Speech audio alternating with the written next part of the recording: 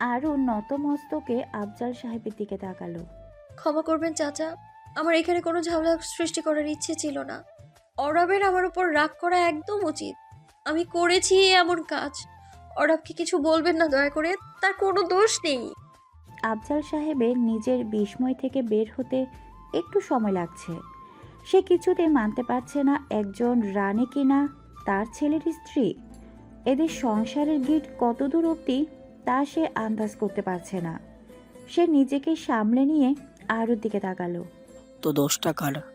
আপনি এইমাত্র যা বললেন সেগুলো কি সত্যি? আফজাল গম্ভীর গলায় জিজ্ঞেস করলো। আরও ওপর নিচ মাথা নাড়ালো। দোষ সবটা আমার। আমি অরবের থেকে নিজের পরিচয়টা লুকিয়েছি।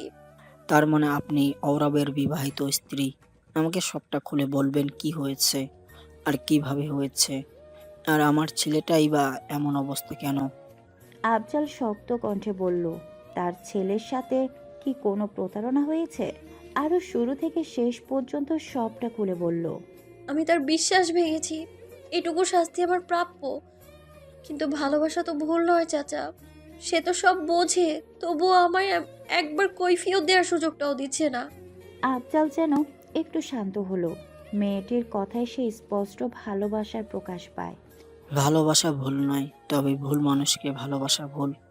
আর অরব একটা সাধারণ ডাক্তার, সেখানে আপনি একজন রানী হয়ে কি তার সাথে জীবনযাপন করতে পারবেন? জীবনের কোনো এক পর্যায়ে যদি আপনার মনে হয় আপনি ভুল করেছেন, তখন এই সমাধান কি হবে? আমার ছেলেটারই বা কি হবে একবার ভেবে দেখেছেন? আফজাল ভরাট কণ্ঠে বলল। সবাই শুধু বাইরের দিকটাই দেখে আর সেটাই বিবেচনা করে। আমি একজন রানী, বিত্তশালী, ক্ষমতাবান, অথচ এর ভেতরে যে কত কুৎসিত দৃশ্য, হিংস্রতা লুকিয়ে থাকে তা কেউ দেখে না।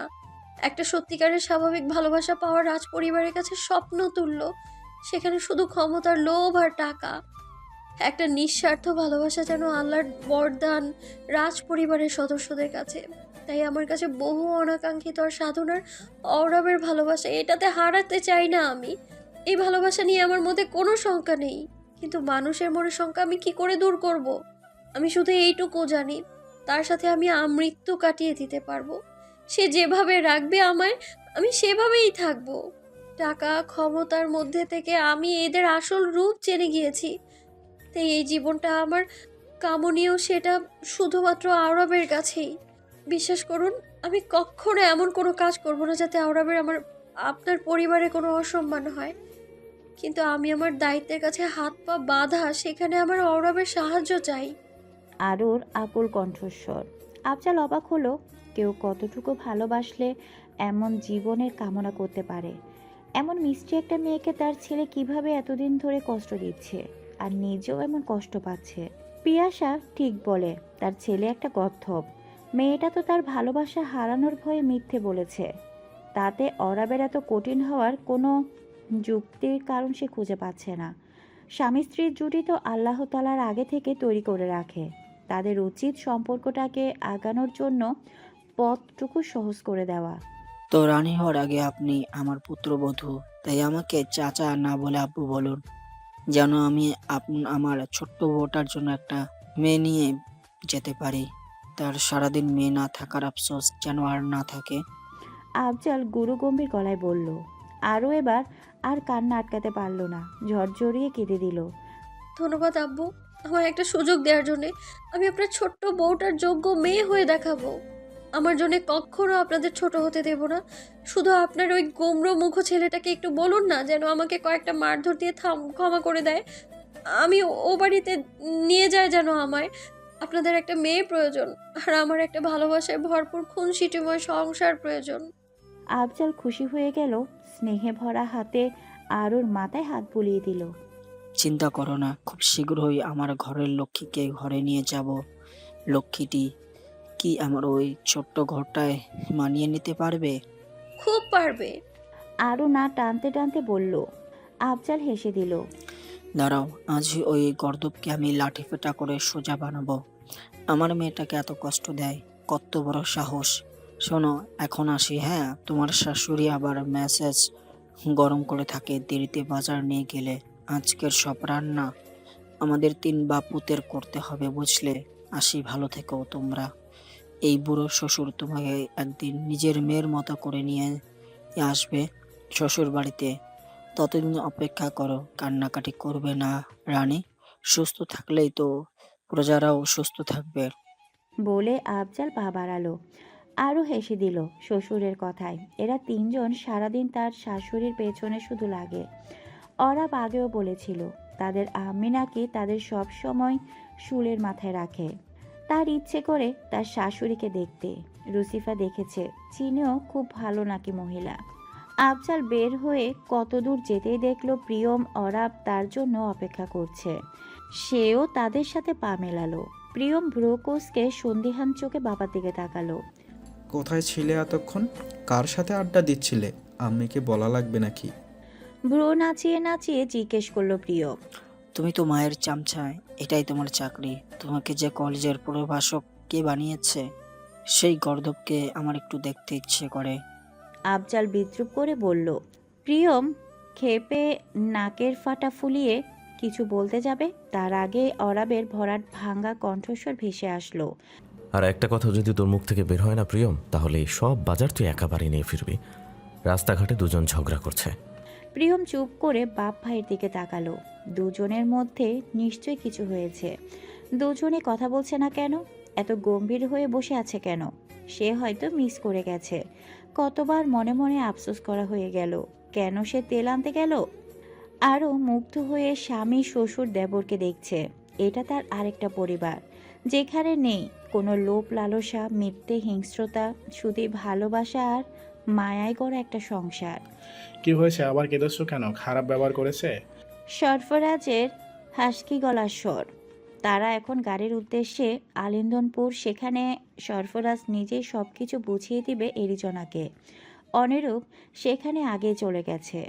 তার নিজেরও ব্যবসা আছে ওখানে। আমারই ভুল ছিল। আমি এরিজোনা হয়ে তার সামনে গিয়েছি, যেটা তার কামনীয় রূপ নয়। সে সর্বাবস্থায় তার আরুকে চায়। সে রাজকুমারী এরিজোনাকে কখনো গ্রহণ করবে না, কারণ সে আরুর স্বামী। তাই এরপর থেকে আর কখনো তার স্বামী এরিজোনা হয়ে যাব না, যাব শুধু অরাবের আরু হয়ে। আরও নাক টানতে টানতে বলল। তুমি তোমার এই জীবন নিয়ে একদম নিশ্চিত? সরফরাজ বাহিরের দিকে তাকিয়ে বলল। একদম নিশ্চিত। আরও ক্ষীণকণ্ঠ। তাহলে আমি তার পরিবারের সাথে আগামীকাল আলোচনায় বসবো, আনুষ্ঠানিকভাবে তোমাদের বিবাহের কথা প্রকাশ করব। আমি চাই না এটা অন্য কোনো মাধ্যমে জানাজানি হয়ে মানুষ কাদা ছেটাক। আরও আটকে উঠল। ওরা মানবে না বুজান, সে তো আমার সাথে কোনো রকম যোগাযোগই করছে না। এর মধ্যে এইসব কিছু হিতে বিপরীত করে দেবে। আমায় একটু নিজেদের মধ্যকার ভুল বোঝাবুঝিটা অন্তত দূর করার সময় দিন না বুজান। আরও ব্যাকুল হয়ে বলল। অরাব কখনোই এটা পছন্দ করবে না যে রাজ পরিবারের রাজনীতির প্রভাব নিজের উপর আসুক। সে তো সাধারণ ঝামেলাবিহীন থাকতে স্বাচ্ছন্দ্য বোধ করে, আর স্ত্রী হিসাবে তার স্বামীর ইচ্ছা অনিচ্ছা খেয়াল রাখা এটা তার দায়িত্ব। ঠিক আছে, নিন সময়। তবে আপনি আপনার অবস্থান ভুলে যাবেন না। আপনার মাধ্যমে কিন্তু আপনার পরিবার ও দেশ পরিচিতি পায়। তাই আপনার প্রতিটা পদক্ষেপ হতে হবে আপনার অনুকূলে। সরফরাজ কণ্ঠে কাঠোরতা বজায় রেখে বলল। এমন কোনো সুযোগই আমি কাউকে দেব না আপুজান। আরুর কণ্ঠে কিছুটা তেজ আভাস পাওয়া গেল। অরাব তরকারি রান্না করছে, আর প্রিয়ম তার বসে বসে ইলিশ মাছগুলোকে পিস পিস করে কাটছে। এই ইলিশ মাছ কাটা তার খুবই প্রিয়, তাই মনের সুখে যত সময় নেওয়া যায় তত সময় নিয়ে সে কাটে। ভাই, ইলিশ মাছ কাটা এত সহজ আর আনন্দদায়ক কেন? প্রিয়ম একটা মাছের আঁশ ছাড়িয়ে ধুয়ে ভাইয়ের মুখের সামনে ধরে বলল। চতুর্থবারের মতো এমন উদ্ভট প্রশ্নে অরাব চটে গেল। এমনিতেই তার মাথাটা ব্যথা করছে, চোখ কেমন ঝাপসা লাগছে। তার মনে হচ্ছে তার জ্বর আসবে। প্রিয় মাইন না খেতে চাইলে 5 মিনিটের মধ্যে ওগুলো কেটে উঠবে, নাহলে আম্মিকে ডাক দেবো কিন্তু। অরাব বিরক্ত হয়ে বলল। সবাই শুধু আমাকে ধমকায়, শুরু মানুষ পেয়ে। প্রিয়ম ঠোঁট উল্টে নিষ্পাপ চেহারা বানিয়ে বলল। অরাব অতিষ্ঠ ভঙ্গিতে ডানে বামে মাথা নাড়ালো। গাধা কখনো গরু হয় না। ঠিক সেই সময়ে আফজাল সাহেব আসলো। গম্ভীর গলায় অরাবকে শুধালো। তোমার সাথে আমার কথা আছে, সাদে এসো। অন্যের বউ নিয়ে ঘাটাঘাটি না করে নিজের বউ নিয়ে ঘাটাঘাটি করো গিয়ে। এই বিষয়ে কোনো কথা বলবো না। অরাব নির্বিকারভাবে তরকারির লবণ হয়েছে কিনা দেখতে দেখতে বলল। আফজাল সাহেব হতভম্ব হয়ে বড় ছেলের কথার ধরনের মাঝে ছোট ছেলের কথার ধরনে মিল পেয়ে আফজাল সাহেব প্রিয়মের দিকে তাকালো, যে নিচের দিকে তাকিয়ে মিটিমিটি হাসছে। সে হাল ছেড়ে ঘরের দিকে পা বাড়ালো। দুটোই এক জাতের ভালোবেসেছে নিজেরা নিজেরা, কষ্টও পাবে নিজেরা নিজেরা, কাউকে এর মধ্যে সামিল হতে দিবে না। সারাদিন ভালো গেলেও বিকেলের দিক দিয়ে অরাবের বাড়িতে কান্নার রোল পড়ে গেল। অরাব হাঁটতে হাঁটতে মাথা ঘুরে পড়ে গেছে, পড়েছে তাও আবার সোফার কর্নারে, মাথায় লেগেছে। ওই জায়গাটা কেটে রক্ত চুয়ে চুয়ে পড়ছে। প্রিয়ম আফজাল হতবাক হয়ে গেল। তারা দৌড়ে গিয়ে ধরতে দেখল অরাবের গা পুড়ে যাচ্ছে।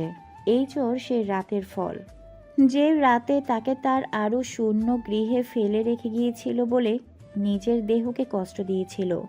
তারা তৎক্ষণাৎ ঘরে নিয়ে গিয়ে সদর হাসপাতাল থেকে ডাক্তার আনলেন। এদিকে পিয়াসা কান্না করতে করতে মুখ ফুলে উঠেছে। এই ছেলেরাই তার ভালো থাকার কারণ, এদের কিছু হলে সে বাঁচবে কি নিয়ে? আরও সারাদিনের কার্যক্রমের শেষে মাত্র মহলে সদর কক্ষে প্রবেশ করল। তার সামনে অনেরূপ দাম্ভিকতা ও অহংকারী চিত্রে সিনা চওড়া করে হাঁটছে। আরও কুটিল হেসে ওই গালিচা থেকে সরে হাঁটতে লাগলো। মুহূর্তের মধ্যে অনুরূপের গগন বিদারী চিৎকার শোনা গেল। আরও চিৎকার দিয়ে ভাইজান বলে উঠল। দুর্ঘটনাবশত গালিচা সরে যাওয়ায় অনেরূপ পড়ে গেছে। বাঁচার জন্য আবার সামনে স্তম্ভে লাগানো মশাল আঁকড়ে ধরেছে। তাতে হাতটা জঘন্যভাবে ছ্যাঁকা লেগেছে, যেন সব পূর্ব পরিকল্পিত। ইতিমধ্যে সাদ্দাম আর শাহেদ এগিয়ে এসেছে তাকে ধরার জন্য। আরও আলতো পায়ে অনিরূপের সামনে হাঁটু বেড়ে বসলো। এটা আজকে করা অপরাধের জন্য প্রথমবার আমার বাজি স্পর্শ করার জন্য আপনার দেহে ক্ষত বসিয়েছি, আজ দ্বিতীয়বার আপনার হাত পুড়িয়েছি। পরের বার এমন নির্বোধের মতো কাজ করলে না, পুরো অনিরূপ নামক জানোয়ারটাকেই পুড়িয়ে মারবো আমি। ঘরের দিকে পা বাড়ালো। এমন কত অনিরূপের সাথে এই যাত্রাপথে দেখা হবে? 19 শতকের নারী সম্রাজ্ঞী বলে কথা। এটা মেনে নিতে পুরুষ নামক কাপুরুষগুলোর পৌরুষ চিত্তে বাঁধে। অনিরূপ চোখ মুখ কুঁচকে ব্যথা সহ্য করতে লাগলো। চোখের সামনে এমন আগুন ঘুরঘুর করতে দেখলে মন তো চাইবে একটু গলতে। তা এই সুন্দরী নির্বোধ নারী বোঝে না তার কত কষ্ট হয় নিজের এই অযাচিত ইচ্ছাগুলোকে দমন করার জন্য। তাই তো তৃষ্ণা মেটাতে এরিজনার উদয়ে নিজের হাতের অস্তিত্ব জানান দিচ্ছিল সম্মেলনে বসে। সে ভাবেনি তার শোধ এইভাবে এমনভাবে নেবে। তবে এই এরিজনা নামক আগুনে সে নিজেকে পুরোপুরি জ্বালাতে চায় কি বিতর্কিত সৌন্দর্যের এই নারী। কিন্তু এতদিন তো আড়ালে ছিল, সবার সম্মুখে আসতেই যেন এক একজনের নজরে পড়তে লাগলো। তবে সে ওই ইংরেজদের হাতে তার দেশে হাতে করা এমন লোভনীয় সম্পদকে দেবে না। এটাকে তার ব্যক্তিগত চাহিদা পূরণের খোরাক বানাবে সে। রাত বাজে 11:30। আরও অস্থিরতা নিয়ে বসে আছে বিছানায়। মূলত সকালে অরাবের চোখ মুখের অবস্থা দেখেই তার এমন দশা। কেমন শুকিয়ে গেছে, চোখ মুখ দেখতেও কেমন অসুস্থ দেখাচ্ছিল। একটু দেখা করতে পারত। রসিফা পড়াশোনা শেষ করে বোনের কক্ষে এসে বোনের এই দশা দেখে কিছুটা চিন্তিত হলো। কি হয়েছে বুবুজান, এভাবে বসে আছেন কেন? রসিফাকে দেখেই আর ওর মুখে হাসি ফুটে উঠল। প্রিয়মার মা অরাবকে কোনো রকমে ওষুধ খাইয়ে বিছানায় শুয়ে দিল। জ্ঞান ফিরলেও জ্বরের কারণে চোখ মেলতে পারছে না, তেমন একটা হুঁশ জ্ঞান নেই। ডাক্তার বিকেলে দেখে গিয়েছে, মাথায় ব্যান্ডেজ করে দিয়েছে, বেশ খানিকটা কেটে গিয়েছে। অনেক দিন ধরে লাগা ঠান্ডায় বুকের ভিতর জমা হয়ে তার শরীরকে অতিরিক্ত দুর্বল করে দিয়েছে। প্রিয়াসা এখনো কাঁদছে, কাঁদতে কাঁদতে তার শ্বাসকষ্ট শুরু হয়ে গিয়েছিল। প্রিয় মায়ের পাশে গিয়ে বসলো। এখন একটু গিয়ে ঘুমাও আম্মি, আমি ভাইয়ের কাছে আছি, কিছু লাগলে দেখব। তুমিও যদি অসুস্থ হয়ে পড়ো তো ভাইকে সুস্থ করবে কে? যাও এখন একটু ঘুমাও ঘরে। প্রিয়াসা ছেলের দিকে অসহায়ভাবে তাকালো। তারও শরীরটা খারাপ লাগছে, কিন্তু ছেলেকে রেখে তার যেতে ইচ্ছে করছে না। তুই দেখতে পারবি? মাথা টিপে দিতে হবে কিন্তু। পারবো আম্মি, এবার তুমি যাও। বলে মাকে ঠেলে ঘরে পাঠালো। তারপর নিজের ঘরে গেল। পোশাক বদলাতে। ভাইয়ের সাথে আজ ঘুম দেবে সে। পোশাক বদলাতে বদলাতে একবার টেলিফোনের দিকে তাকালো। আজ আর এটার দিকে নজর দেওয়া হয়নি। ফোন দিয়েছিল কি সে? ভাবতে ভাবতে টেলিফোনটা তীব্র শব্দে বেজে উঠল। আচমকা হয় প্রিয়ম একটু হকচকালো। মৃদু হেসে টেলিফোনটা কানে ধরল।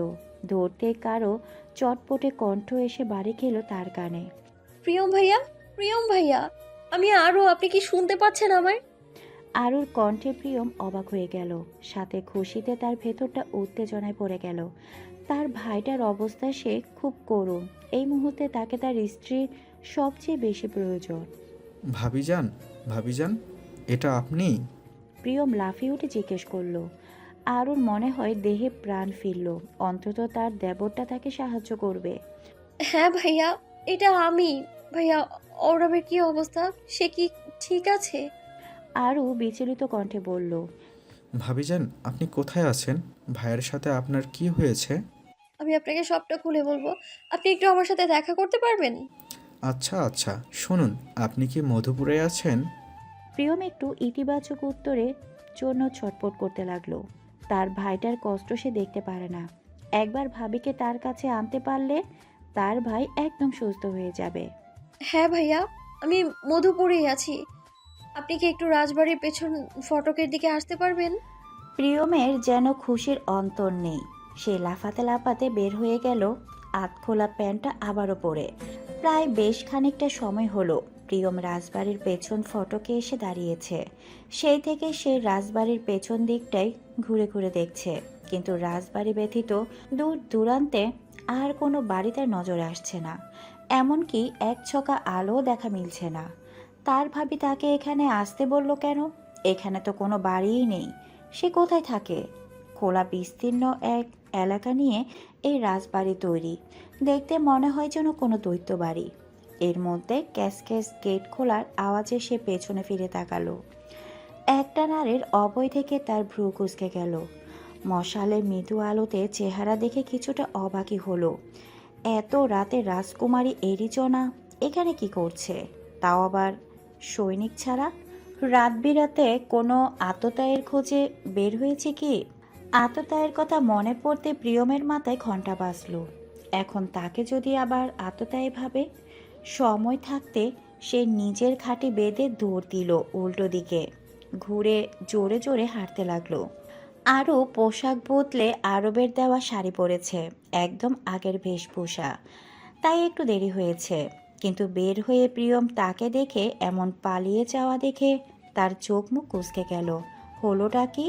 তাকে দেখে পালালো কেন? সেও প্রিয়মের পথ ধরল। এই সময় তাকে কেউ বাহিরে দেখে ফেললে মুশকিল। প্রিয়ম ভাইয়া, প্রিয়ম ভাইয়া, আমি চেঁচিয়ে ডাকতে লাগলাম। প্রিয়মের পায়ের গতি কমে গেল। তাকে ডাকছে কেন? তাও আবার তার নাম ধরে। ভ্রু কুঁচকে পেছনে ফিরল। কপালে বিন্দু বিন্দু ঘাম জমছে। এমনি বাজে রাত 12টা। শীতের রাত, একদম নিরিবিলি। কোনো পেতনি যদি তার ঘাড় মোটকেও দেয় কেউ টের পাবে না। ওদিকে ভাই একা চিন্তিত ভঙ্গিতে এরিজনার দিকে চাইল। সে হাঁপাতে হাঁপাতে তার সামনে এসে দাঁড়ালো। এভাবে আমায় রেখে দৌড়াচ্ছিলেন কেন? ক্ষমা করবেন রাজকুমারী, আমি আপনাকে দেখে কেন দৌড়াবো? আমি তো আমার ভাবির অপেক্ষা করছিলাম। প্রিয়ম অপ্রস্তুত হয়ে বলল, একটা মেয়ের সামনে তার মান সম্মান নিয়ে টানাটানি হবে, তাই মিথ্যে কথাটা বলল। সে কোনো ভয় পায়নি। আরও কপাল কুঁচকে গেল। ও আচ্ছা, আমি এসে গেছি। এখন একটু চলুন না, আমাকে আপনার বাসায় নিয়ে যাবেন। এখানে বেশিক্ষণ থাকা যাবে না, নইলে কেউ দেখে ফেলবে। প্রিয়মের মাথা গোল গোল ঘুরছে। তাকে কি টুপি পরা হচ্ছে? আপনি কি আমার ভাবি? প্রিয়ম সতর্কতার সহিত বলল, দেখা যাবে তার গদ্দার না নিয়ে নেয় এমন কথা। কেন? আপনি কি আমায় চেনেননি? আসলে চিনতে অস্বস্তি হচ্ছে। প্রিয়ম আচম্বিত কণ্ঠে বলল। তার আসলে বিশ্বাসই হচ্ছে না মধুপুরের রানী নাকি তার নিরামিষ ভাইয়ের বউ। তার মনে হচ্ছে কেউ তার সাথে মশকরা করছে। প্রিয়ম কিছুটা ঘোরের মাঝে আরুকে নিয়ে নিজের বাসায় আসলো। তবে অরাবের শারীরিক অবস্থার কথা সে জানায়নি একদম। তার কাছে নিয়ে এসেছে। খুব সতর্কতার সহিত আরুকে অরাবের বারান্দায় দরজার সামনে রেখে নিজে ভিতরে ঢুকে দেখল তার মা জেগে আছে কিনা। সবাইকে ঘুমাতে দেখে সে এক দৌড়ে ভাইয়ের ঘরে গিয়ে বারান্দা খুলে দিল।